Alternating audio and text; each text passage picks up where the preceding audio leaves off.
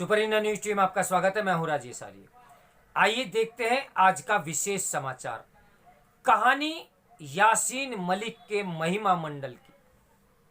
हमारे secular liberal तत्व जैसे यासीन मलिक के प्यार में पड़े, वैसे ही आईएसआई एजेंट गुलाम नबी फई के भी हैं। पिछले दिनों दिल्ली की एक एनआईए अदालत ने कहा कि प्रथम दृष्टया यह स्पष्ट होता है कि यासीन मलिक, बिट्टा कराटे, रशीद इंजीनियर समेत अन्य अनेक को सीधे तौर पर आतंकी गतिविधियों के लिए पाकिस्तान से पैसा मिलता था।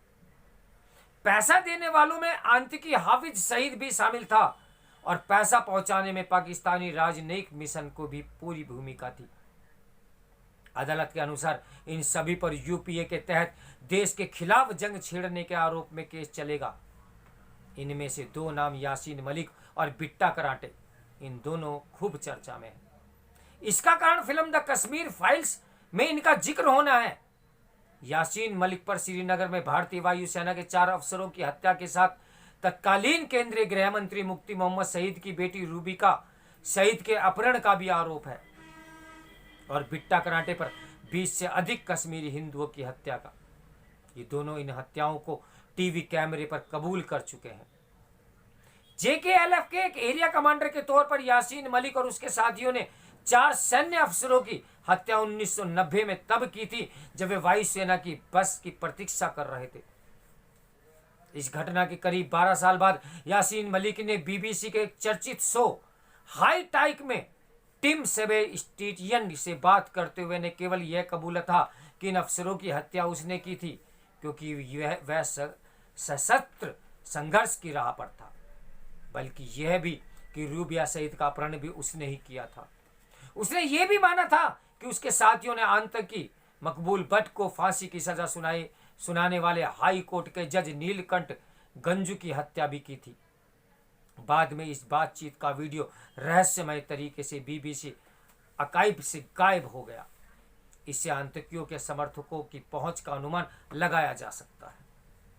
यासीन मलिक 1994 में जेल से छूटा। जेल से बाहर आकर उसने हिंसा का रास्ता त्यागने और गांधीवादी तरीके से अपना संघर्ष जारी रखने की घोषणा की। इस घोषणा के बाद सेल्युलर लिबरल तत्वों और कथित मानवाधिकारवादियों की एक टोली उसे गांधीवादी मानने लगी। टीवी चैनल उससे खास मुलाकात करने लगे। उसे यूथ आइकन करार दिया गया। उसे पासपोर्ट मिल गया। पता नहीं किसके पैसों से वह अमेरिका, ब्रिटेन, पाकिस्तान की यात्रा करने लगा। पाकिस्तान की ऐसी ही एक यात्रा के दौरान उसने वहां की एक युवती मुसाल से शादी की। एक बार उसने हाफिज सईद संग मंच भी साझा किया, लेकिन हमारे सेकुलर लिबरल तत्वों और साथ ही सरकार में बैठे लोगों को कोई खास फर्क नहीं पड़ा। वे सब भूल गए कि यासीन मलिक सेना के 4 अफसरों का हत्यारा है। उसके साथ उसकी पत्नी मुसाल जब भारत आई तो वह भी टीवी चैनलों पर प्रकट होने लगी। आमतौर पर उससे ऐसे सवाल पूछे जाते थे कि उसे यासीन से प्यार कैसे हुआ। जो लोग यासीन को शांति का मसीहा मानकर उस पर प्यार उड़ेल रहे थे, उनमें राम जेठमलानी, राजमोहन गांधी, गौतम नवलखा, अंद्रुति राय, मुर्दुला मुखर्जी और वजाहत हबीबुल्ला जैसे कई जाने माने लोग भी शामिल थे। यासीन विभिन्न आयोजनों में अतिथि के रूप में आने लगा। जब कभी कश्मीरी हिंदू उसका विरोध करते थे तो उन्हें धकिया दिया जाता। यासीन मलिक को शांति पुरुष मानने वाले अमेरिका में रह रहे कश्मीरी मूल के अलगाववादी नेता गुलाम नबी फई के भी प्यार में पड़े। फई वाशिंगटन में अमेरिकन कश्मीर काउंसिलिंग नामक संगठन चलाता था और पाकिस्तानी खुफिया एजेंसी आईएसआई में चोरी छिपे लाखों डॉलर लेता था। इस पैसे का इस्तेमाल वह भारत के खिलाफ माहौल बनाने में भी करता था, साथ ही कश्मीर के आतंकी संगठनों की मदद देने के लिए भी करता था। वह डेमोक्रेट और रिपब्लिकन दोनों के नेताओं को चंदा भी देता था। इसके अलावा वह अमेरिका में कश्मीर पर सम्मेलन आयोजित करता था। इसमें कई भारतीय भी उसके खर्चे पर वहां जाया करते थे। इनमें ज्यादातर नाम वही थे जिनका याराना यासीन मलिक से तगड़ा याराना था। 2011 में एफबीआई ने फई को गिरफ्तार किया। आईएसआई के एजेंट के रूप में काम करने, पाकिस्तान से अवैध तरीके से पैसे लेने में और उसका गलत इस्तेमाल करने के आरोप में उसे 2 साल की सजा हुई। जब यह भंडाफोड़ हुआ कि फई तो आईएसआई एजेंट है, तब उसकी मेहमान नवाजी स्वीकार कर चुके कई भारतीय शर्मिंदा हुए, लेकिन कुछ ने केवल उनकी पैरवी करते रहे, बल्कि उन्होंने अमेरिकी अदालत को यह चिट्ठी भी लिखी कि उसे सजा सुनाते समय उस पर रहम करे। चिट्ठी लिखने वालों में वह गौतम नवलखा भी थे, जो इन दोनों भीमा का कोरेगांव केस में जेल में है।